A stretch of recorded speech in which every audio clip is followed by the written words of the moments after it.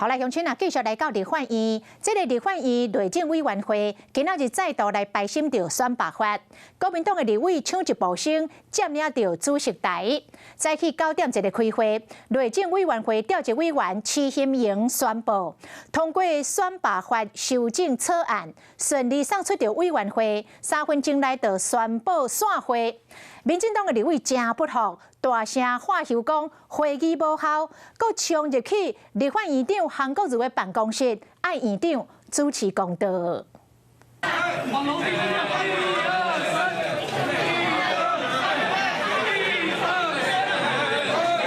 一口气想要冲过去，国民党团组3排人墙来挡，调野伫遮3不服，2点外钟爆发肢体冲突。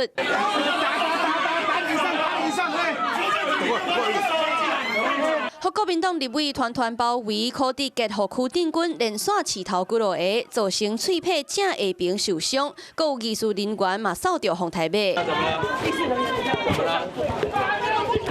平时歹看，互陈玉珍负起的会议室休困，艺术人员头痕无力，调野塞来塞去，范围愈来愈大，拢是因为内政委员会排审公职人员选举罢免法，提案罢免票就要较悬过当选票数，调野拢发布加急动员令，不过原本民进党讲会收调会议室，煞无规暝来轮值，互国民党部下党兵抢到机会。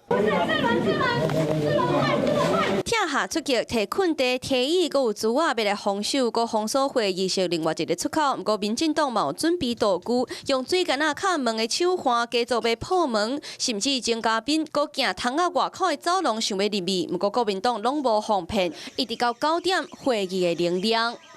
誓死捍卫罢免。有国民党立委暗号内政委员会调委齐欣盈3分钟宣布专案保留，送出委员会直接散会。既然大部分的民意并不支持现在要修法，就是我所说的争议性那么强的状况之下，强制要修法只会增加这个朝野政党之间的不信任。内政部长话话嘛无效，民进党团话会议无效，最后归去到院长室抗议。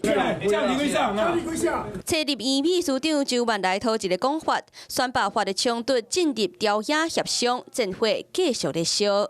Hello， 我是林明瑞。想要抢先掌握最及时的新闻资讯吗？赶快订阅、按赞、开启小铃铛，锁定我们华视新闻的 YouTube 频道。